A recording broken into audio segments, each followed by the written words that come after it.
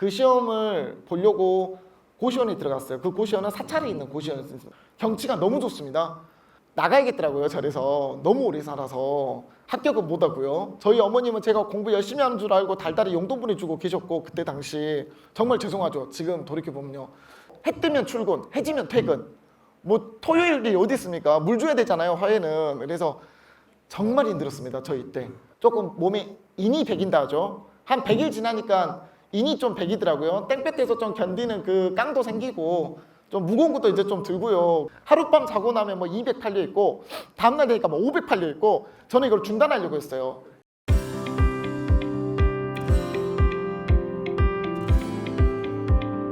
네, 안녕하십니까. 저는 전북 익산에서 이제 올라왔고요.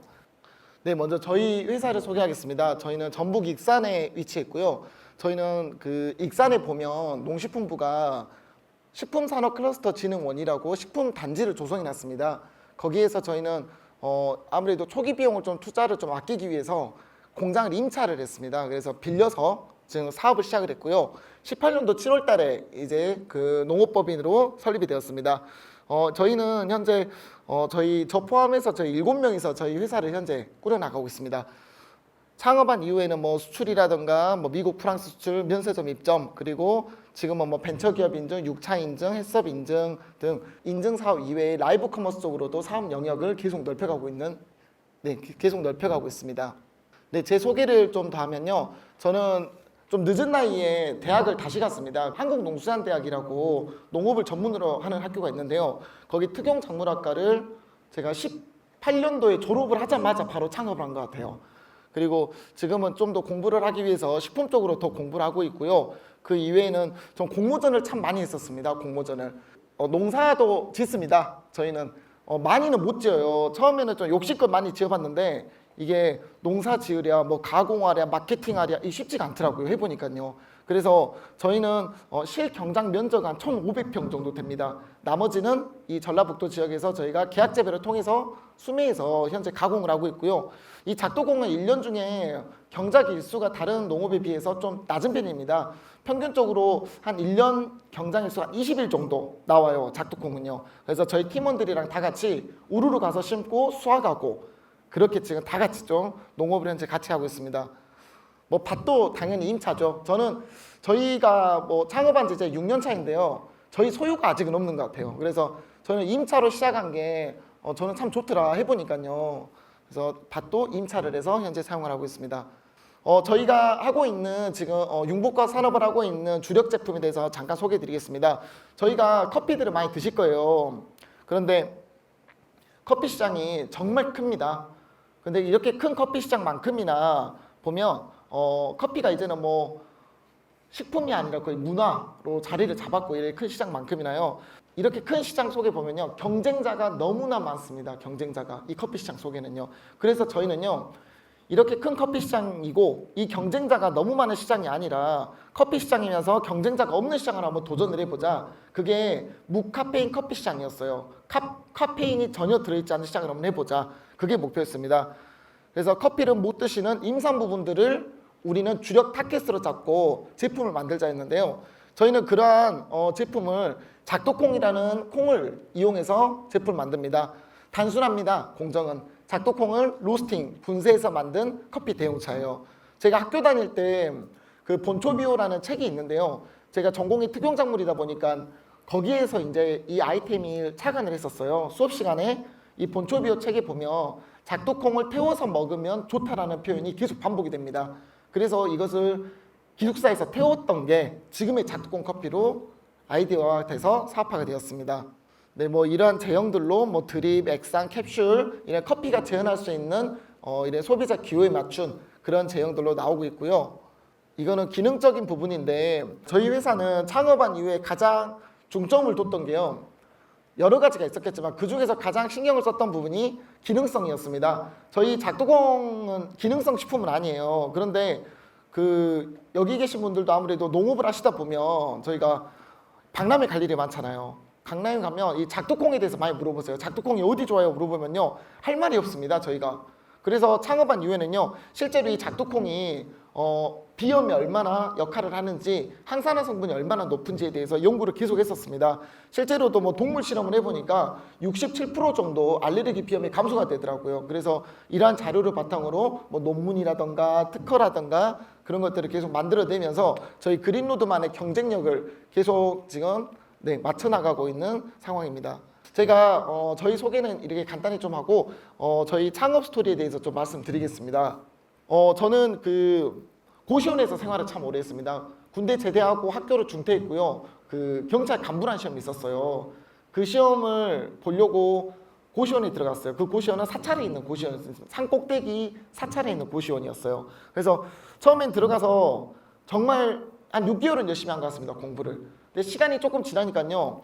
이 고시원에 있는 형들하고 제가 제일 막내였거든요. 뭐 여기 보면 뭐 사법고시 하시는 분, 행시 하시는 분, 변리사 준비하시는 분 다들 저보다 형이었는데 너무 많이 놀았던 것 같아요. 제가 이 사찰 고시원에서 뭐 저녁 되면 술도 먹고 낮 되면 족구 차고 또 산꼭대기에 있는 사찰 고시원이다 보니까요. 경치가 너무 좋습니다. 한 10분만 올라가면 산 정상이에요. 얼마나 좋겠습니까? 그래서 제가 이곳에서 너무너무 잘 지냈어요. 스트레스를 또 받지도 않고 시험을 보면 좀 스트레스도 받고 잠도 불면증도 있고 그래야 되는데 너무 편하게 잘 지냈던 거예요. 제가 이 생활을 6년을 했습니다. 여기서 나가야겠더라고요. 절에서 너무 오래 살아서 합격은 못하고요. 저희 어머님은 제가 공부 열심히 하는 줄 알고 달달이 용돈 보내주고 계셨고 그때 당시 정말 죄송하죠. 지금 돌이켜보면요. 그래서 나가야겠다 생각을 했는데 취업을 하려고 보니까 스펙이 제가 너무 없었어요. 보면 공무원 시험은요. 제가 저 공무원 시험 그때 당시 막 준비할 때는 경쟁률이 정말 치열했거든요. 요즘은 좀 많이 떨어지더라고요. 경쟁률이. 그때 정말 치열했습니다. 그런데 이 공무원 시험을 막 합격하려고 다른 준비가 전혀 안 돼 있는 거예요. 취업에 대한 준비가. 일단 대학 졸업장도 없거니와 그 흔한 워드 자격증 하나 없습니다. 절에만 살았던 거예요. 고시원에만. 그래서 취업이 조금 저는 좀 어려울 수도 있겠다 그런 생각을 하던데 마침 또 제가 신문을 보는데 붕어빵 장사를 하면 기계를 다 빌려준대요.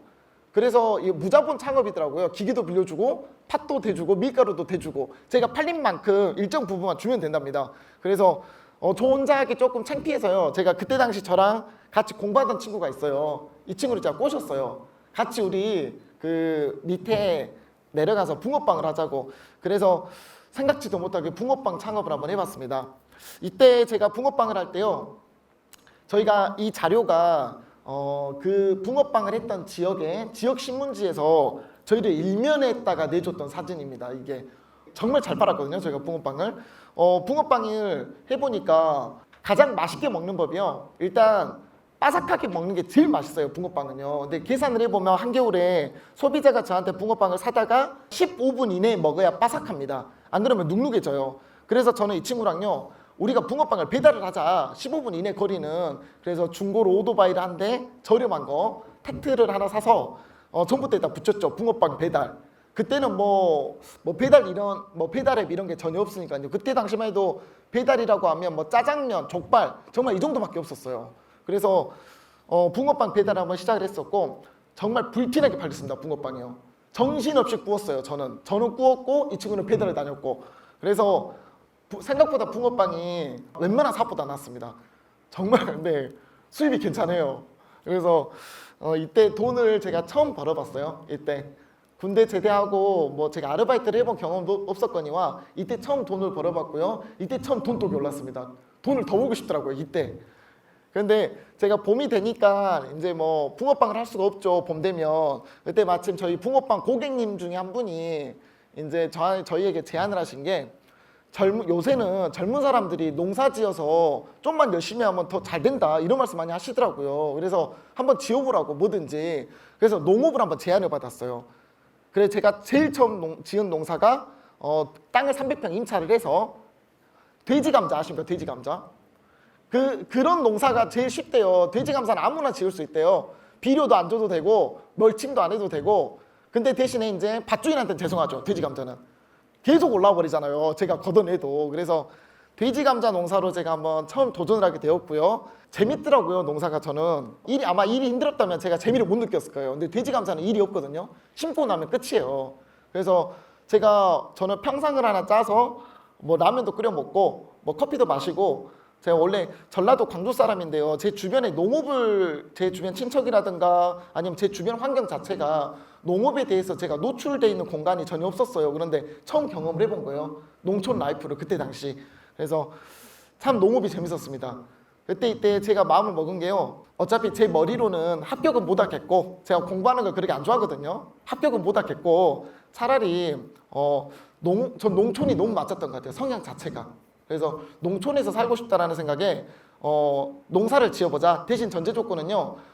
큰 돈을 벌 자신은 솔직히 없었어요. 왜냐하면 뭐 가진 게 있어야 뭐 돈을 벌 거 아닙니까? 농사 지으려면. 그래서 1,000만 원은 농사 지어서 벌려고 계획을 했고요. 나머지 한 1,500 정도, 1,300 정도는요. 아르바이트 하려고 했어요. 시골에서. 제가 있어 보니까 예초기 알바, 뭐 알바할 게 진짜 많아요. 농촌이 그 현장직 알바도 진짜 많더라고요. 그래서 이런 마음으로 전 농업을 시작을 했습니다. 일단 첫 번째 농업에 대한 도전은요. 저기 보통 요새는 보면 교육들을 많이 들으시잖아요. 귀농 교육도 있고. 근데 그런 정보가 제가 많이 부족했나 봐요. 그때 당시. 일단 농사를 한번 지어보자. 제대로 한번 어디 가서 배워보자. 몸으로. 그래서 거기가 전라북도 정읍이었는데요. 제가 정읍이 그 고시원이 있었던 지역이에요. 그곳에서 수소문을 해서 그 야생화 농장, 화훼죠, 화훼. 화훼 농장에 가서 일을 한번 배워봤습니다. 1년간, 첫 1년간을. 그때 당시 사진인데요. 제가 살면서 이렇게 힘들었을 때가 이때가 제일 힘들었어요. 몸이. 저는 돼지 감자는 농업이 아니더라고요. 해보니까요. 화훼 농사 하시는 분들은 진짜 힘들더라고요. 화훼가요. 1년 365일 농사를 지어야 되고요. 일단 뜨거워도 하우스에 저는 안 들어갈 줄 알거든요. 날 뜨거우면 무조건 들어갑니다. 왜냐하면 일을 해야 되니까. 해 뜨면 출근, 해지면 퇴근. 뭐 토요일이 어디 있습니까? 물 줘야 되잖아요. 화훼는. 그래서 정말 힘들었습니다. 저 이때. 제가 눈물이 거의 좀 많이 없는 편이긴 한데요. 이때 또 한번 제가 좀 부끄러운 얘기지만 좀 울어도 봤어요. 좀 서러워서. 이때 너무 몸이 힘들고 그렇게 좀 일을 한번 해보니까 조금 몸에 인이 배긴다 하죠. 한 100일 지나니까 인이 좀 배기더라고요. 땡볕에서 좀 견디는 그 깡도 생기고 좀 무거운 것도 이제 좀 들고요. 이때 당시 여기 농장주 사장님이요.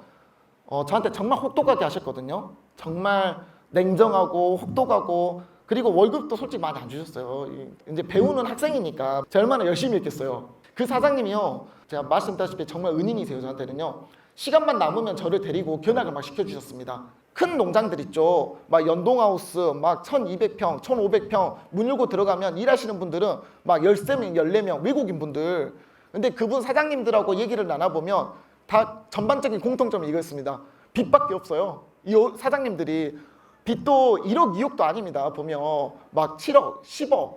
그리고 나름의 공통점이 하나 뭐 있었냐면요. 사장님 또는 사모님 중 둘 중에 한 명은 허리 디스크가 꼭 있으시더라고. 농업, 화훼 쪽이요. 그래서 여기 사장님이 저한테 자주 하셨던 말씀이요. 제 이름이 김지용입니다. 지용이 너는 제가 그 사장님이 보시기에 제가 어리수가 하나 봐요. 그 일도 잘 못하고 나는 정말 열심히 했는데 사장님이 지용이 너는 좀 이렇게 몸 쓰는 일이 좀 약하니까 농업이 아니라 그리고 뭐 기반이 있는 것도 아니고 농촌에 아는 사람이 있는 것도 아니고 좀 다시 공무원 시험을 준비하라고 아니면 다시 대학을 가서 졸업장을 따서 취업을 하라고 그런 이유로 계속 말씀해 주셨던 게 이렇게 지금 지역에서 이렇게 크게 농사를 짓는 사람들도 기존의 부모님 승계농분들이라고 이분들도 이렇게 허덕이는 게 농업인데 네가 할 수 있는 영역이 아니다. 그런 말씀 진짜 많이 해주셨습니다. 그래도 제가 버틸 수 있었던 이유는 제가 욕심이 좀 적었어요. 저는 1,000만 원은 벌 수 있다는 생각을 했거든요. 농사지어서. 근데 실제로 농사지어서 1,000만 원 벌겠지 어렵긴 하더라고요. 쉽지 않더라고요. 1,000만 원도요. 일단 버텼습니다. 이때 당시. 그리고 이때 일을 할 때 저희 농장에서 일할 때 보면 컨테이너에서 먹고 자고 하잖아요. 그때 저랑 같이 일하던 동생이 있었어요. 21살. 이제 밤이 되면 이제 몸이 힘들면 저희가 이때 소주를 배웠거든요. 제가 소주를. 소주 한 잔씩 오고 가는데 그 친구는 정말 똑똑한 친구예요. 21살 동생은요. 저는 어떤 농업에 대해서 장기적인 목표가 없었어요. 근데 그 친구는요. 해남 친구였거든요. 전남 해남. 자기 아버님이 고구마 농사를 크게 지어요. 해남에서. 항상 그 친구가 저한테 했던 말은 형 저는 나중에 몇 년이 되면 나는 우리나라에서 최연소 이장이 될 거고 정부에서 사업을 받아다가 좋은 창고를 크게 지어서 지역에서 나오는 고구마를 본인이 받아다가 나중에는 유통도 할 거다. 제가 그때 당시 들었을 때는요. 너무 체계적입니다. 그 동생이. 근데 그 동생이 그 한국농수산대학이라는 대학 있죠. 지금 전주에 와 있거든요. 거기 실습생이었어요. 그 학교는 1년간 실습을 해야 돼요. 근데 저를 만난 거죠. 그 농장에서. 그래서 제가 그 친구 보고 좀 늦은 나이지만 제가 이때 당시에 제 나이가 29이었습니다. 조금은 지금 생각해보면 절대 늦은 나이가 아닌 것 같아요. 오히려 더 빨란 나이일 수도 있다고 생각하는데요. 그때 당시는 좀 늦은 나이지만 다시 한번 배워보자 농업을, 그런 결심을 했고 이때 수능을 다시 보고 그 한국농수산대학에 입학하게 됐었습니다. 제가 이 학교에 가니까요 재밌는 학교예요. 여기가 좀 외제차가 왜 이리 많아요 학교가. 저는 가서 알았어요. 일반 대학 대비 학생분들 차가 다 너무 좋은 거예요. 이게 보니까 여기 한국농수산대학은 입학할 때 부모님 기반 점수를 보는 전형이 좀 높아요. 그래서 저는 이제 이 기반이 없다 보니까 딱 저 때까지만 수능 시험이 있었어요. 다행이었죠. 그런데 가니까 그래도 지역에서 어느 정도 농업을 하고 있는 자제분들이 많이 오셨어요. 이 학교는 다 20살 친구들이 거의 다거든요. 제가 나중에 10년 뒤에 졸업을 하고 이 친구들하고 어깨를 나란히 할 수 없다고 저는 판단했어요. 이 동생들하고. 왜 그러냐면요, 이 친구들은 졸업과 동시에 CEO입니다. 그리고 아버님이 판로가 있어요. 어느 정도 공판장에다가 납품하던 이력들, 그리고 지역에서 활동했던 그런 활동 이력들, 그리고 제가 지금 6년 차인데 저 창고 한 평 없거든요. 제 앞으로. 이 쉽지 않더라고요. 땅 사서 창고 하나 올리는 것도 쉽지 않더라고요. 근데 이 친구들은 졸업과 동시에 집에 트랙터 있어, 트럭 있어, 땅 크든 적든 땅도 있어, 창고도 있어. 저는요 좀 빠르게 판단했어요. 제가 졸업하고 나 농사 아닌 것 같다. 차라리 농업을 짓자면 그냥 보통 융복합 산업이라고 이러잖아요. 1차부터 닦아가면서 2차, 3차로 올라간다고 하죠. 근데요 전 반대로 좀 생각을 했습니다. 차라리 가공을 해서 내가 마케팅을 잡아내자. 가공은 이런 거 있잖아요. 내가 땅이 없어도 되지 않습니까? 내가 OEM을 하건 뭘 하건 내가 잘 팔 자신만 있으면 전 가공을 할 수 있다는 생각이 있었습니다. 그래서 가공으로 시작해서 그 다음에 농사를 짓자, 그런 마음으로 학교 생활을 했고요. 그래서 가공에 대해서 정말 열심히 공부를 했습니다. 수업 시간에 공부를 했던 거는요 거의 특용작물이었어요. 뭐 둥근마, 제가 특용작물이니까 둥근마, 뭐 작두콩, 뭐 인삼 이런 거 위주로 공부를 합니다. 근데 한국농수산대학은 보통 생산 기술을 높이는 거에 대해서 공부를 하는데 저는 그때 가공만 연구했죠. 작두콩에 대해서 배우면 작두콩 어떻게 가공해 볼까, 이런 것만 고민을 했던 거예요. 그리고 공모전을 많이 도전을 했었죠. 그때 당시 학교 다닐 때 또 운이 좋아서 또 수상도 좋은 상도 많이 주셨어요. 학교 다닐 때부터. 그래서 이렇게 학교 생활을 했을 때 제가 이제 3학년이면 이제 졸업을 앞둔 거거든요. 뭘로 창업해야 될지 참 고민이 되더라고요. 공모전만 다녀봤지 야 이거 어떤 아이템으로 한번 도전을 하냐, 이거 실제 창업을, 그런 시기인데 제가 정신적으로 가장 힘든 시기를 이제 이때 한번 처음 경험을 해봅니다. 농사일 할 때는 정말 몸으로 힘들었었고요. 저랑 제가 전주에 있을 때 저를 계속 보필해 주던 여자친구가 있었어요. 저보다 6살 연상이었고요. 제가 얼마나 저를 잘 챙겨줬겠습니까? 용돈도 주고 학교 다니면서 동생들한테 창피하지 말으라고, 제가 제일 큰 형이었으니까요 학교 다닐 때는. 근데 그 친구가 한 번은 집에 갔는데 그 몸이 너무 안 좋더라고요. 그래서 한 며칠 그랬어요. 며칠 지켜봤어요. 근데 몸이 막 많이 부었어요 몸이. 그래서 제가 그 친구 하도 고집이 세서 병원 가자 해도 안 가다가 결국에는 본인이 저한테 이제 도저히 못 참겠다고, 죽을 수 있을 것 같다고 본인이, 그래서 119 불러다가 병원에 갔는데 일단 처음에 간 병원에서 손을 놓더라고요. 못 하겠다고, 그 종합병원에서. 그래서 급하게 대학병원으로 옮기니까 대학병원에서는 중환자실로 바로 옮겼어요. 옮기니까 그 친구가 의식을 잃더라고요 중환자실에서.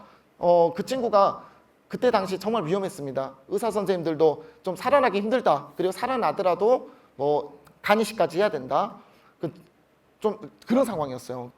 어떤 여자 의사 선생님이 저한테 오셨어요. 제가 중환자실 앞에 있는데 보니까 지금 좀 혹시 그거 아세요? 그 눈이 이렇게 튀어나온 거 있잖아요. 이게 갑상선 항진증 아세요? 이 갑상선 항진증이 별거 아닌 것 같아요. 정말 무서운 병이라는 걸 제가 그때 알았거든요. 어떤 여자 의사 선생님이 갑상선과 전문인데 갑상선이 의심이 된대요. 지금까지 이게 혹시라도 이게 갑상선이 의심이 되는데 지금 갑상선 약을 넣으면 약물 쇼크 사고가 바로 올 수가 있대요. 너무 많은 약이 지금 들어가고 있으니까.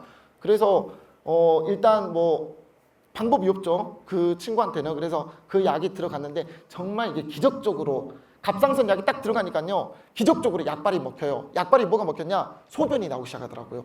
그래서 정말 이 친구가 극적으로 정말 그런 살아나주고 이 친구가 이제 일반실로 옮기게 됐고요. 일반실로 옮기니까 기쁘죠, 일단은. 그런데 그 간호사 선생님이 저한테 해준 말이 병원비 먼저 저한테 말씀하시더라고요. 병원비가 많이 나오면 미리 말을 해주더라고요. 아마 이 정도 나올 거라고. 한 2천만 원 나온대요, 병원비가. 근데 그거를 저한테 이제 말씀하신 거예요. 전 부담이 좀 많이 됐었거든요. 처음에는 제가 학생이지 않습니까? 그래도 도의적 책임이 있었기에 이거를 좀 어떻게든 내가 한번 해보고 싶다라는 욕심이 있었습니다. 근데 이때 마침 제가 공모전에다가 아이템을 하나 내놨었어요. 발표평가만 남겨놓고 있었거든요. 서류가 통과가 되고 그 공모전에서요 1등을 하면 2천이었고요 2등 하면 상금이 1,000만 원이었습니다. 그러다 보니까 악착같이 공모전을 준비했어요. 일반실에서 스탠드 켜놓고 PPT 만들고 질의응답 준비하고 그리고 사업계획서 좀 더 검토하고 정말 간절한 마음으로 공모전을 준비를 했고 그 공모전에서 제가 1등은 제가 못했습니다. 그때 당시 2등 최우수상을 탔어요. 1,000만 원. 정말 큰 상금이죠. 이 1,000만 원이라는 상금도. 그래서 이 1,000만 원 상금을 서울에 올라가서 또 제가 또 전라도 사람이지 않습니까? 서울까지 올라가서 그때 당시 그 농협중앙회하고 농식품부가 주최한 공모전이었는데 가니까 직접 이렇게 꽃다발도 막 여러 개 주고요. 그 다음에 저희 공모전 수상하면 그 막 큰 표에다가 뭐 상금 1,000만 원 막 이렇게 주잖아요. 큰 표. 이런 것도 주시더라고요. 그래서 자 이거를 좀 자랑하려고 이제 여자친구한테 병원 가서 지하철 타고 그 표딱지를 들고 사람들이 다 쳐다봅니다. 1,000만 원 상금 막 그 들고 너무 커서 가릴 수도 없어요. 옷다 넣을 수도 없고. 그래서 그거 가지고 이제 대학병원 가서 이제 여자친구한테 제가 줬죠. 저 정말 기쁘더라고요. 어떻게 보면 내 도리를 좀 다 했나? 이 정도면 좀 그런 기분. 그래도 절반은 했으니까 병원비를. 근데 이 친구가 그때 당시 저한테 이제 뭐라 하냐면 이걸로 창업하자고. 작두콩 커피로. 이때 당시 제가 수상했던 아이템이 작두콩을 이용한 무카페인 커피 대용차였거든요. 이 공모전이. 그래서 저한테 이걸로 창업을 한번 해봐봐. 저한테 그러더라고요. 그리고 약속을 하나 또 한 게요. 나중에 창업을 하고 나서 판매되는 첫 판매 금액이 5만 원이 됐건 10만 원이 됐건 전북대학교 병원에 전액 기부를 하재요. 그리고 앞으로의 우리의 꿈을 전북대학교 병원 1층 로비에 가면요. 고액 기부자 동판이 있거든요. 손바닥 동판. 10억 기부하면 뭐 동판 들어가요. 뭐 이런 거 있거든요. 5천만 원 기부하면 얼마, 1,000만 원 기부하면 뭐 동판 조그만한 거. 본인은 거기에다가 제 이름을 올리는 게 꿈이래요. 그래서 그런 마음을 먹고 이 병원에서 제가 작두콩 커피 창업을 결심하게 됩니다. 그래서 이때부터는 뭐 속전속결이에요. 제가 여기선 제 자랑을 조금 하고 싶은 게요. 제가 보기보다 추진력이 있었던 것 같아요. 창업을 하고 알았어요. 게으른데 추진력이 있습니다. 6개월 만에 그 식품 제조업까지 다 완료를 했어요. 지식이 하나도 없는데도 뭐 그냥 공장부터 무엇부터 공장이 없으면 또 이리도 부딪혀보고 저리도 부딪혀보고 뭐 그래서 6개월 만에 이제 식품 제조까지 완료를 했고 그때 당시 생각해보면 이래요. 저는 식품 제조 OEM만 하면 OEM 저희 위탁 가공 있잖아요. 공장이 없어도 될 줄 알고 그러게 마음을 먹고 시작을 했는데 OEM이란 게 MOQ가 너무 큽니다. 초도 물량이. 한 번 맡기면 막 3만 개 해야 맡아주기도 하고 그리고 작두콩 커피가 시중에 없는 세상에 없는 제품이잖아요. 작두콩이 정말 커요. 일반 로스팅하는 집 가서 볶아보니까 속까지 로스팅이 안 돼요. 이 작두콩이. 근다고 제가 그 집에 거 기계를 제가 막 개조할 수도 없는 노릇이고요. 그래서 참 어렵더라고요. 처음에. 그래서 마침 또 이렇게 고민하고 있을 때 농식품부가 전북 익산에다가 저처럼 아이디어는 있고 뭔가 하고자 하는 의지가 있는데 창업할 공간이 없는 사람을 위해서 빌려준답니다. 제조시설을. 그래서 거기다 싶어서 익산으로 연고지를 옮겼죠. 그리고 거기에서 이제 창업을 하게 됐었습니다. 이제 입주하게 됐어요. 제가 입주할 때도 참 에피소드가 많습니다. 참 자존심도 상한 일 그렇지만 저희가 여기 이 국가식품 클러스터에 아직까지 유일한 게 예비 창업자로 입주해서 이렇게 하고 있는 사람이 아직 유일하거든요. 얼마나 그 심사위원분들이 저를 그렇게 받겠어요. 그래서 예비 창업자로 입주해서 이제 여기서 창업을 하게 됐었죠. 제가 그때 당시 나왔던 제품이고요. 제가 잠깐 그 얘기 한번 해드릴게요. 제가 이게 좀 신기한 일인데 그 창업하고요. 그 공장이 이제 준비를 할 거 아닙니까? 제가 600만 원 썼어요. 제가 칸막이 공사하는데 제 돈. 그리고 나서 칸막이 공사가 끝나고 나니까 제가 32평이거든요. 조그만해요 공장. 악착같이 하고 있거든요. 저희 작은 공장에서 저희 회사는 이제 기계를 사다 넣어야 되는데 뭐 로스팅기, 분쇄기 막 사다 넣어야 되는데 계산을 딱 해보니까 3,500이 필요하더라고요. 3,500만 원. 그런데 제가 농협에 가서 제가 후계농이 지정이 돼서 농협에서 대출해 줄 줄 알고 정말 순수했습니다. 가니까 안 해주세요 대출을. 기계 사는 건 안 된대요. 담보가 더 있어야 된대요. 그래서 땅 사는 거 비닐하우스 이런 건 되는데 안 된답니다. 그래서 저는 그때 제가 저희 삼금융 있잖아요. 삼금융권 지금은 망했어요. 좀 안타까워요. 사남원이라고 옛날에 광고 많이 했었는데 사남원이 전 거기 가서 대출을 받으러 갔어요. 너무 고맙더라고요. 바로 해줘요. 나를 뭘 보고 이제 막 졸업한 학생이고 이제 막 졸업해야 하고 막 그런 상태인데 좀 고맙더라고요. 그래서 그때 이제 돈을 제가 3,500을 빌렸죠. 그 있는 금액만 제가 쓸 금액만. 근데 빌리고 나서 딱 정확히 그 다음 날입니다. 타이밍도 기가 막혔어요. 제가 전화를 한 통 받는데요. 중소벤처기업부인데 제가 예전에 냈던 사업이 전 떨어진 줄 알고 있었어요. 몇 달 전에. 근데 그 담당자가 제가 차순위자라고 제 바로 윗사람이 뭔가 부정이 있어서 미끄러지고 제가 이거를 사업을 수행할 수 있대요. 전제 조건이 3달 안에 5천만 원을 쓸 수 있네요. 이 담당자가. 사업을 3달 안에 끝내야 되는데 타이밍이요. 기가 막히더라고요. 저는 어디다 돈 쓸지 다 계산을 해놨잖아요. 그래서 정말 타이밍 기가 막혔어요. 그래서 그 돈 다시 그대로 갚고 그 5천만 원을 기가 막힌 타이밍이 있었습니다.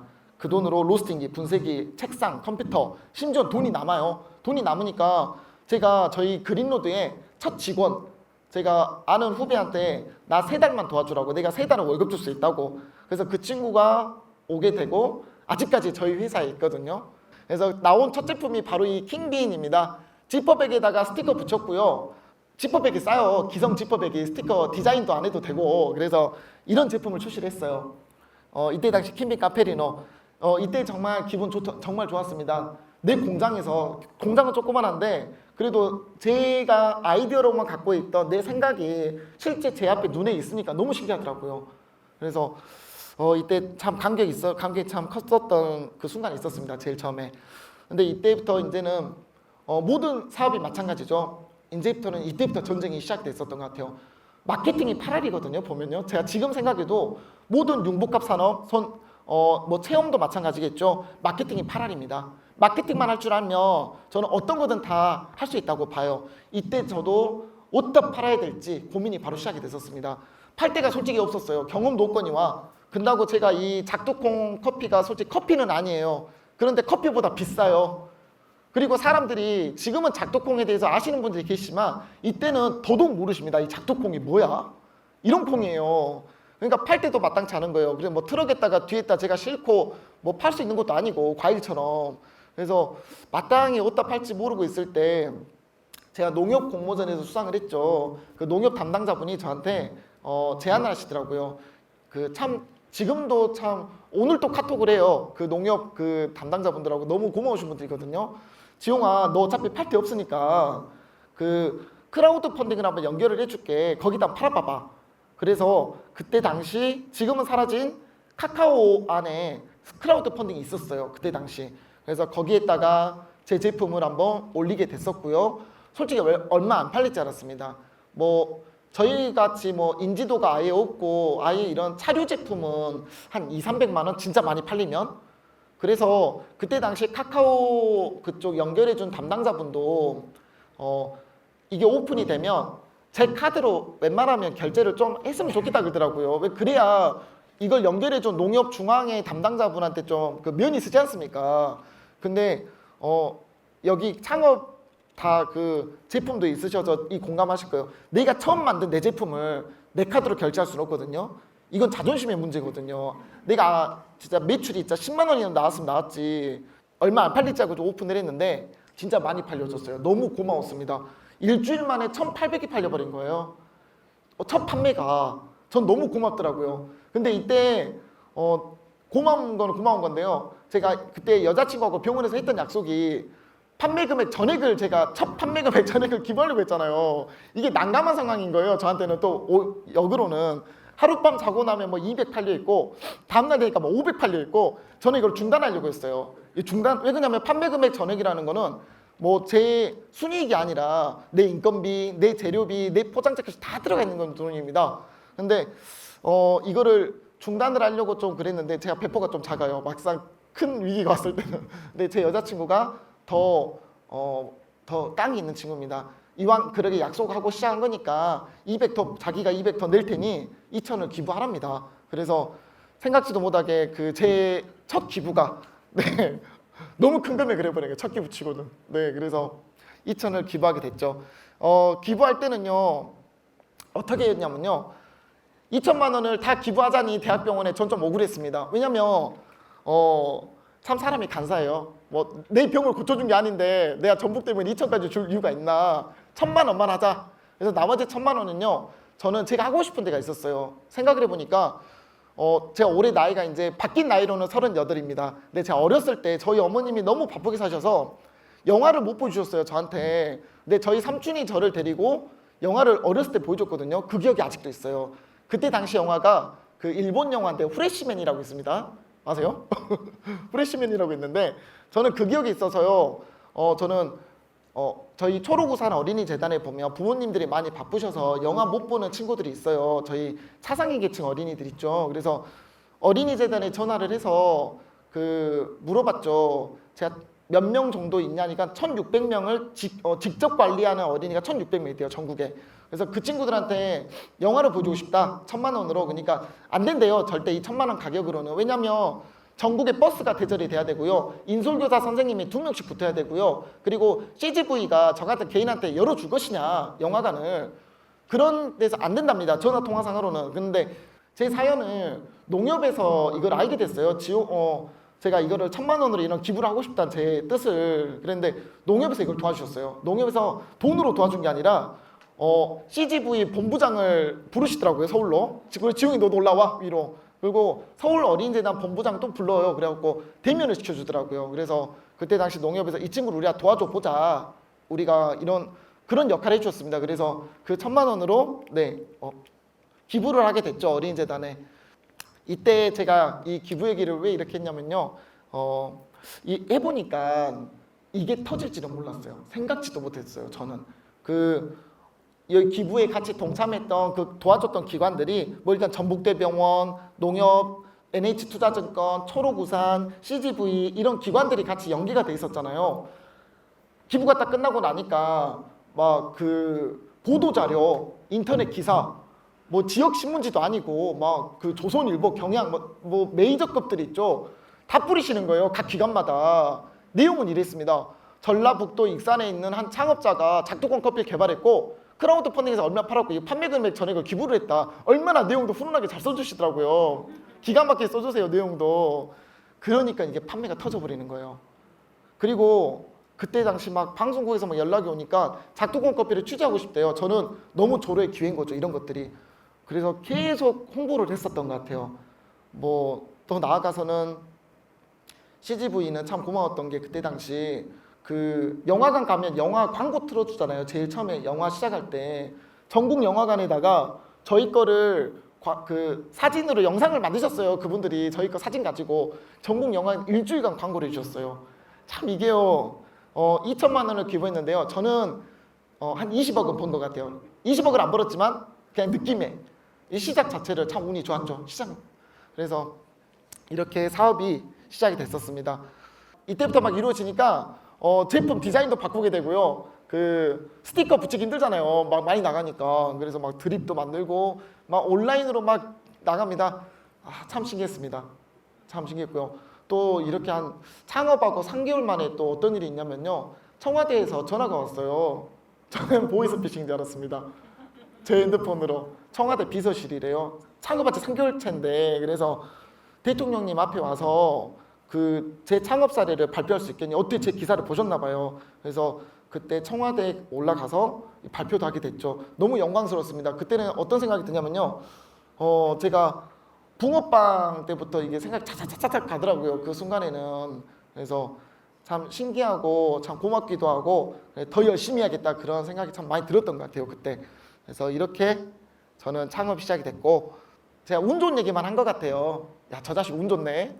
근데 운이 좋은 게 딱 1년까지였어요. 창업하고 딱 1년까지고 1년이 지나니까 뭐 신문사나 방송국이나 뭐 인터넷 기사나 저를 안 다뤄요. 소재가 이제 식상한 거야. 저는 계속 저를 달아줄 줄 알았죠. 이제 연락도 안 옵니다. 이제 이때부터 뭐냐면요, 제 힘으로 물건을 팔아야 될 때였어요. 그래서 마케팅을 공부를 하기 시작했습니다. 이때 처음으로 제대로 한번 배워서 해보자. 그래서 제가 보세요, 얼마나 열심히 살았냐면요, 18년도 창업 이후에 19년도에는요 정신없이 일을 한번 해봤습니다. 박람회장에 가면 저희 서울에 보면 AT, 코엑스, 킨텍스 막 있잖아요. 거기 가서 물건을 팔았어요. 한 번 가면 그래도 현금 매출이 막 600, 700 그래 들어오거든요. 한 달이면 뭐 2번, 3번 가 있었으니까 그래도 돈이 들어오는 거죠. 회전도 되는 거죠. 거의 장돌뱅이였어요. 계속 박람회를 다니고 매 월마다. 그리고 사세를 이제 제가 무리하게 막 확장을 했습니다. 될 것 같으니까요. 커피숍을 했어요. 충북 청주에다가 그때 당시 농협에서, 농협하고 농식품부에서 5억 보조 사업을 줬어요. 이 하나로마트를 커피숍으로 만들어준 거예요. 140평짜리를. 진짜 너무 크죠. 그래서 커피숍을 하나 갖게 되고요. 그리고 체험 사업을 해보니까 제가 커피숍을 하면서 체험객들이 왔었거든요. 평수가 크니까 체험 문의가 오더라고요. 청주에서. 그래서 체험을 해보니까 야, 이게 식품 제조하고 달라요. 체험 사업이 해보니까 이익률이 거의 80%예요. 저희는 이익률이 한 10% 되거든요. 뭐 10억 팔아도 1억 남을까 말까 합니다. 식품 제조는. 그런데 체험 사업은 이익률이 거의 80% 육박하더라고요. 그리고 그냥 안 가세요. 내 걸 또 사가셔. 그 어머님들이. 그래서 야, 이거 체험장 해야겠다. 그래서 제가 전북 익산에다가 스마트팜을 임대를 받아서 그 안에다가 작두콩도 심고 체험장을 만들었습니다. 투자가 조금 이루어졌죠. 그리고 하나로마트 전국 중앙회랑 개통이 되면서 뭐 창동점, AT점 그런 데다가 이제 여사님들까지 막 채용을 하면서 막 깔았어요. 막 면세점도 들어가고 뭐 수출도 하게 되고 열심히 했죠. 그 2년차 때 뭔가 될 줄 알았습니다. 저는 이때 진짜 뭔가 될 줄 알았어요. 처음 운영자금이란 것도 대출도 받아보고요. 이제 돈이 필요하죠. 이렇게 막 뿌리려면 직원도 막 늘리고. 근데 제가 창업 시기가 정말 안 좋은 게요. 딱 코로나가 와버리니까 진짜 창업 시기가 안 좋은 거예요. 뭔가 해보려고 막 이렇게 뿌리고 준비 상태에서 코로나가 와버리니까요. 제가 일단 보세요. 모든 박람회가 다 스탑이 됐죠. 박람회가. 그리고 커피숍 하루 매출이 7만 원, 8만 원 이래요. 진짜입니다. 손님이 오죽 있으면 저희한테 그런 말이에요. 아, 여기 아무도 몰랐으면 좋겠대요. 조용하고 나만 아니까 이 큰 공간에. 그런 손님도 계셨어요. 그래서 커피숍도 이거 도저히 전기세가 너무 많이 나와요. 평수가 크다 보니까. 철수, 체험장 홍보할 수도 없으니까 중단이 됐었고요. 뭐 면세점, 식품은 유통기한이 있으면 이 공항 이용객이 없었잖아요. 제가 그 인천공항 그때 당시 생각보다 잘 팔아먹었었는데 철수당했어요. 이제 다시 또 MD를 또 만나야 돼요. 저희는. 그리고 하나로마트는요, 매출이 4분의 3 토막 더 난 것 같기도 합니다. 왜냐면 저희와 같은 기업들은요, 대기업이 아니지 않습니까? 브랜드가 없잖아요. 하나로마트에다가 내 물건을 내면 시음을 해야 돼요. 여사님들이 어떤 특판 행사를 해야 팔린단 말이에요. 안 그러면 안 팔려요. 여기 계신 분들도 한번 생각해 보시면 내가 어디 마트에 가서 대기업 제품만 사봤지 어디 소기업, 어디 농가 기업, 농촌 기업의 제품 사본 분 많이 안 계실 거예요. 쉽지 않아요. 비싸고 또 소기업 제품들은. 그래서 시음을 해야 매출이 나는데 시음을 못하니까 매출도 안 나요. 지금도 솔직히 매출 안 올라옵니다. 왜냐하면 지금은 경기가 너무 안 좋은 것 같아요. 어머님들 지갑이 두께가. 그래서 이런 걸 한번 경험을 해보니까요. 이때 제가 마음을 먹은 게요. 온라인으로 무조건 넘어가자. 그거였습니다. 좀 발빠르게 온라인을 하자. 그래서 온라인을 하려고 제가 고민을 했던 이 세 가지입니다. 그때 당시 고민한 건데요. 제가 온라인 사업을 하려면 이 세 가지가 맞아야 된다고 생각했어요. 첫 번째는요. 수수료가 낮아야 돼요. 광고비. 온라인 생각보다 광고비 지출이 정말 크거든요. 정말 커요. 저희가 뭐 300만 원 충전해 놓으면 뭐 하루면 다 날아갑니다. 네이버에. 그리고 실제 매출 들어오는 거는 막 100만 원, 150만 원. 정말 낮아요. 300을 제가 투자하면 한 2천이 들어와야 본전이에요. 그런데 그렇게 안 되더라고요. 그래서 무리한 광고비가 없어야 된다. 두 번째는 수수료가 낮아야 된다. 뭐 일반적인 그런 저희 뭐 카카오 메이커스라든가 저희가 그런 수수료를 보면 정말 치명적입니다. 수수료가. 기본 수수료 25%에 벤더 수수료 25% 거의 40%에 육박이에요. 40% 50%에. 제 거 10,000원짜리여도요. 거의 뭐 5,000원 떼가는 구조. 힘들죠. 그래도 할 수밖에 없었어요. 왜냐하면 잘 팔아주니까 공장을 돌릴 수가 있잖아요. 그래서 온라인 쪽으로 넘어가려고 수수료가 일단 낮아야 된다. 그리고 나만의 고정 판로가 필요하다. 이런 고민을 많이 했었습니다. 그래서 이런 고민을 할 때 정말 생각지도 못하게 제가 라이브 커머스를 한번 해봤습니다. 농정원이라고 농식품 공무원 교육원 거기서 저한테 라이브를 한번 지원해 줄 테니 한번 해보래요. 700을 지원했어요. 많이도 지원해 줬습니다. 그래서 CJ 쇼호스트 2명 불러다가 전주로 저희가 뭐 스튜디오 빌리고 그리고 뭐 셀러, 뭐 PD, 작가 한번 방송을 해봤죠. 근데 정말 놀랐어요. 18,000명이 보더라고. 저는 이런 마케팅 채널이 있는지도 몰라 처음이었거든요. 라이브가 오래됐죠. 오래전 일이죠. 오래전 한 2년 반 됐나 지금? 이때 당시 저는요 18,000명이 보니까 제가 처음 방송 출연했었어요. 이때 매출이 많이 날 줄 알았습니다. 뚜껑 딱 까보니까요 150만 원 났더라고. 진짜 별로 안 나왔어요. 이제는 알죠. 이 시청자 숫자가 실제가 아니라는 거를 이제는 감이 있죠. 이때는 순수했거든요. 그래서 근데 이 생각도 들었어요. 저 방송 딱 끝나고요. 저희 제품은 특정 타겟을 저희는 잡죠. 임산부, 카페인의 취약자. 근데 이 18,000명 중에 커피를 못 드시는 분이 몇 명이나 있었겠어. 차라리 이 생각이 들더라고요. 내가 오늘 팔았던 제품이 대중적인 제품, 불특정 다수에게 타겟팅을 잡은 제품이었다면 훨씬 많이 팔았겠다는 생각을 했습니다. 그래서 이 방송이 끝나고 저희 팀원들을 불러 모아다가 그때 당시 저희 팀원들이에요. 이 중에서 지금 딱 3명 그대로 남아있고요. 나머지 3명은 지금 퇴사해서 프리랜서 셀러하고 있습니다. 그 쇼호스트 셀러. 나름 배신자. 다 갖겨놨더니 프리로 빠져버렸어요. 그래도 저를 그렇게 미워하진 않습니다. 이 친구들이. 네. 그래 이 친구들 모아놓고 우리가 방송하자. 우리가 직접 이거 내가 보니까 우리 할 수 있다. 그래서 이 친구들의 설득을 해서 얼마나 싫어했겠어요. 이 친구들이 얼굴을 까는 거예요. 헤어진 전 남친이 자기를 볼 수도 있고 막 네이버에 그런 거 있잖아요. 그래서 또 말을 잘하는 친구 못하는 친구 다양합니다. 캐릭터가. 근데 솔직히 이 친구들도 할 일들이 없었어요. 제가 라이브 안 했으면 다 퇴사했었어야 돼요. 바로 일이 없으니까 회사가. 그래서 참 고맙게도 자 한마음으로 저희가 방송을 만들었고요. 참 정말 잘해줬습니다. 뭐 말을 잘하건 못하건 말수가 뭐 어눌하건 다 셀러로 변신해줬어요. 이 친구들이. 그래서 전 직원이 다 셀러가 됐고요. 저도 이제 셀러죠. 저는 로스팅하면서 방송을 하는 셀러. 이 친구들은 이제 뭐 자기 다 업무가 있어요. 다 각자 업무가 있는데 포장하다가 시간 땡 되면 방송실 갑니다. 저희 팀원들은 아직도 그래요. 지금도 각자 일이 있지만 방송은 꼭 해요. 근데 이제는 그래요. 저희 팀원들이 방송 안 하면 하루 일과가 시간이 좀 빨리 안 가요. 방송하면 빨리 가요. 왜냐? 소통하면서 노니까. 저희는 물건 파는 게 저는 항상 그거요. 라이브 커머스 해보니까요. 물건을 파는 게 첫 번째 목적이지만 그거는 이면의 목적이고요. 소통이 핵심이거든요.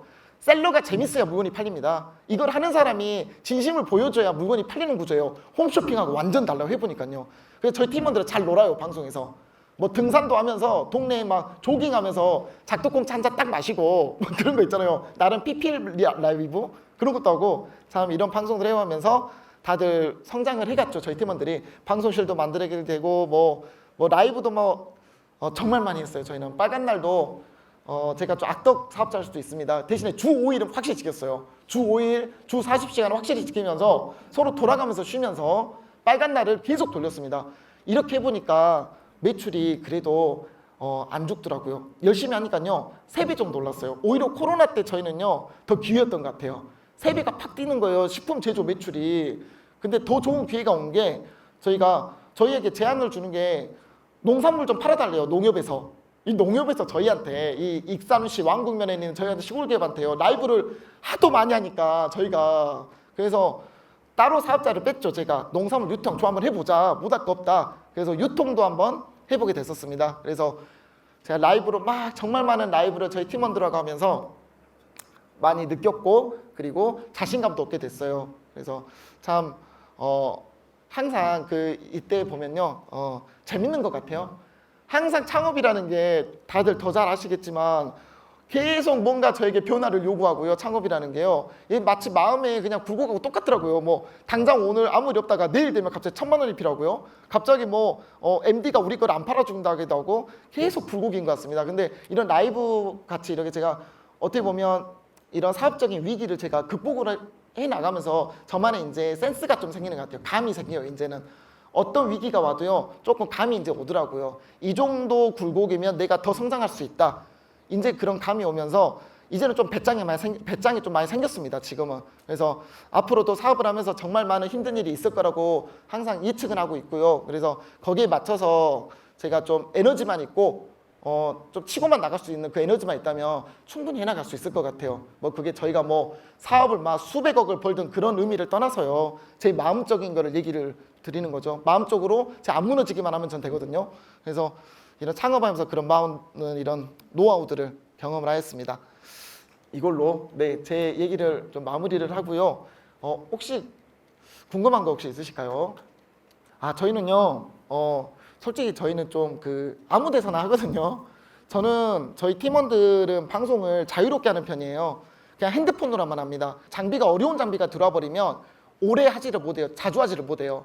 그래서 핸드폰으로 손쉽게 하는 방송. 심지어는 저희가 유통도 한다 그랬잖아요. 농산물 유통을 해보니까 농장에 가요. 그러면 저희가 인력이 없어요. 없는 편이죠. 저희가 방송을 하려면 그냥 얼굴이 안 나오는 라이브를 하기도 해요. 저희는 그냥 가슴에다가 핸드폰을 이렇게 달고 저희 팀원이 블루베리 따면서 방송을 합니다. 그리고 아침에 고추 수확하면서 방송을 하고요. 그리고 선별하는 거를 보여주고요. 제가 추구하는 저희 팀원들한테 말하는 방향성은 우리가 라이브로 말 잘해서 물건 팔아먹지 말고 우리가 농장에 간다면 농장의 모습이 있는 그대로 농장의 산지직송에 소비자들이 보지 못하는 모습을 한번 보여주자. 이게 취지이고요. 그리고 실내에서 할 때는 그래요. 우리가 어떻게 보면 물건 파는 것도 목적이지만 우리 그린로드를 장기적으로 알리는 게 목적이라는 게 있거든요. 그래서 스토리텔링을 많이 보여줍니다. 저희 그린로드 회사는요. 어떤 기업이고요. 저희 대표님은 저희 요새 맨날 라이브 때 세바시 자랑하는 저희 팀원들이요. 저희 대표님 얼마 전에 세바시 갔다 왔다고 라이브 커머스에서. 그래서 정말 자유로운 현장에서 자유롭게 저희는 방송하는 스타일입니다. 저희는 네이버, 그립, 쿠팡, 11번가 4개 채널에서 하고 있어요. 네. 그래서 방송할 때도 핸드폰 한 개로 하는 게 아니라 저희는 핸드폰 3개를 동시에 킵니다. 그럼 3군데서 매출이 올라오니까요. 저희는 콩알 기준으로 5톤 정도 수매합니다. 저희가 키로당 18,000원에 잡아서 수매 들어가거든요. 저희는 깍지를 쓰는 게 아니라 콩알을 많이 써요. 전국에서 아마 콩알을 쓰는 집은 저희 집밖에 없습니다. 다 깍지만 쓰시거든요. 콩깍지 차. 네, 저희는 콩알, 다 염은 콩알만 받아다 써요. 저는 단가를 어떻게 잡냐면요. 깍지 같은 경우에는 전남 화순이 제일 크게 해요. 깍지는 전남 화순의 기준을 잡고요. 콩알은 제가 잡아요. 그래서 제가 볼 때는 작두 콩알은 이렇게 재배를 하는 과정에서 인건비가 많이 들어가는 콩알입니다. 백태 서리태처럼 기계화가 안 돼 있어요. 그래서 저희가 보통 백태가 보통 6,000원이다 키로당. 그러면 저는 한 3배 정도 더 그렇게 제가 자체적으로 이렇게 가격을 잡습니다. 그래서 대신에 이제 이건 있죠. 저희가 협력 재배를 하는 농가분들은 분명 다른 여타 타 작물에 비해서 농가 소득이 더 높아야 돼요. 농업 소득이요. 계약 재배니까요. 그래서 제가 일반적인 그런 자료상으로 2평당 저희가 1.5kg가 나오거든요. 콩알이. 네. 그러면 2평당 재배했을 때 다른 도라지라든가 이런 노지 작물에 비해서 수익이 50%는 더 날 수 있게 그렇게 제가 잡은 게 18,000원입니다. 네. 그래서 생각보다 호응이 좋으세요. 저희가 아직 수매량이 뭐 그렇게 막 수십억이 되는 건 절대 아니잖아요. 그래서 한 1억 5천 수매할 거예요. 한 이래 수매를 하는데요. 더 늘리고 싶어요. 계속. 근데 아직은 매출이 안 받쳐주니까 못 늘리는 거죠. 저희도. 네. 그래서 좋아들 하십니다. 다른 작물에 비해서 그래도 괜찮으니까. 네. 아니요. 개발까지는 안 했고요. 저희 참깨 볶는 기계 있잖아요. 깨 볶는 기계. 그거를 제어판을 개조를 했어요. 그게 온도가 올라갈 수 있는 게 한계가 있거든요. 그리고 회전 속도 컨트롤을 넣을 수가 있어요. 지금은 나와요. 회전 속도 컨트롤할 수 있게. 근데 저는 이거를 개조를 했어요. 업자 불러서 기계업자분이 이런 거 금방 고치시더라고요. 그래서 300만 원짜리 그 기계 있어요. 참깨 볶는 거. 그걸로 처음에 시작을 했습니다. 작두콩 볶는 거를. 지금은 이제 정부에서 막 사업을 많이 주시더라고요. 그래서 적외선 로스팅기를 드리니까 잘 볶아져요. 네. 그것도 제작을 했어요. 저희 사이즈에 맞게. 재구매율은 저희는 한 15% 20% 되는 것 같아요. 대신에 재구매율 주기는 3개월 또는 2개월에 한 번. 차류 제품의 최대 단점이 주기가 너무 깁니다. 한 번 사면 매일 먹는 게 아니라 그리고 유통기한이 또 긴 제품이잖아요. 그래서 그 정도 나오겠어요. 대신에 한 번 충성 고객으로 전환이 되면 쭉 가더라고요. 이 제품은. 그런 장점은 있어요. 저는 어떤 기준으로 보냐면요. 충성 고객분들의 대다수를 보니까 갱년기 여성분들이세요. 임산부인 줄 알았더만 그게 아니더라고요. 저희가 갱년기 여성분들이 거의 충성 고객이고요. 저희는 충성 고객을 기준을 나눈 그 분류 기점을 저희는 3번 이상 지구매한 사람을 충성 고객으로 분류하거든요. 그래서 그런 것 같습니다. 지금 보면. 네. 소비자분들은 커피하고 풍미가 유사하대요. 근데 제가 전 제 거지만 솔직히 말씀드리거든요. 커피는 아니에요. 하지만 그 커피를 줄여야 되는 상황에서는 괜찮으시대요. 그리고 커피하고의 차별성이 있다면 당연히 이제 카페인에 대한 차별성 그건 있겠지만 저희는 완전 제로 카페인입니다. 그리고 마시고 나면 입이 너클하게 개운하대요. 커피하고는 다르게. 그리고 이 작두콩이 갖고 있는 그런 소비자들이 느끼는 잠재적 그 기능성 그것도 있거든요. 뭐 염증이라든가 비염이라든가 저희가 홍보는 안 하지만 그런 잠재적 기능성을 인식을 하고 계시더라고요. 보면 지금 저희가 연구하고 있는 거는요. 일본에서는 이 작두콩으로 치약을 만들어요. 그래서 고가의 치약으로 정말 잘 팔립니다. 작두콩이 구내염, 구취에 상당히 좋은 역할을 한다고 해요. 그래서 저희는 지금 이제 저희가 연구 과제 중이죠. 저희가 이 작두콩을 밤에 마셨을 때 저희가 보통 새벽 기간에 구내 세균이 가장 많이 증가를 한다고 합니다. 그래서 밤에 마시는 밤 기간 동안 이제 세균수를 죽여주는 아침에 좀 개운한 그런 좀 밤에 마시는 차로서 다시 한번 좀 타겟팅을 좀 바꿔서 한번 또 내볼까? 이런 식으로 해서 제 연구 과제가 들어가 있어요. 그래서 좀 밤에 마시는 차, 구강 세균과 관련된 최근에는 뭐 구강 유산균 그런 제품군이 잘 나가요. 구강에 대한 관심이 많아지는 거죠. 그래서 그런 쪽의 식품으로 최초의 차류죠. 구강에 좋은 걸로 딱 타겟팅을 맞춰서 한번 내보자. 그런 준비를 또 하고 있습니다. 보면 저희가 중소벤처기업부나 농식품부에 보면 연구과제 R&D라고 하죠. 그 사업들이 정말 많은 사업들이 나오고 있더라고요. 그래서 저도 제가 연구할 역량은 안 됩니다. 그래서 제가 갖고 있는 아이템을 대학에 있는 전문 연구진하고 협업을 해서 사업을 내서 이제 제안을 하죠. 그래서 이제 이 국비 R&D를 이제 받아오면 학교하고 저하고 같이 연구를 하는 형태. 그리고 학교에서는 뭐 같이 이제 논문이라든가 특허라든가 저희가 기능성 식품은 한계가 있어요. 표현하기가 단지 할 수 있는 부분은 논문명이라든가 특허명 이런 것들은 간접적인 홍보가 가능하거든요. 그래서 그런 국가 연구 과제로 이제 만들어내고 있죠. 그래서 저희 기업은 이제는 좀 방향이 좀 많이 좀 요새 틀어지는 것 같아요. 저도 식품 제조를 주력으로 할지 그 고민이 있습니다. 지금 제가 매출을 말씀드리면 좀 뭐하겠지만 저희가 지금 딱 기점이요. 땅 사서 공장을 대출받아서 지어야 되냐 아니면 좀 이 소규모를 유지하면서 다른 방향을 더 잘해야 되냐. 근데 대출을 지어서 공장을 지으려고 보니까 한 3, 40억은 필요할 것 같아요. 제가 보니까. 근데 이걸 투자하느니 저는 좀 소규모 형태를 최대한 유지하면서 연구를 더 하자. 제가 그쪽에 더 잘 맞더라고요. 성향이. 그래서 요새는 좀 그런 쪽으로도 많이 그런 국가 R&D 그런 쪽으로 많이 더 집중도 하고 있는 상황입니다. 근데 기회가 많이 있더라고요. 그런 과제할 만한 것들이.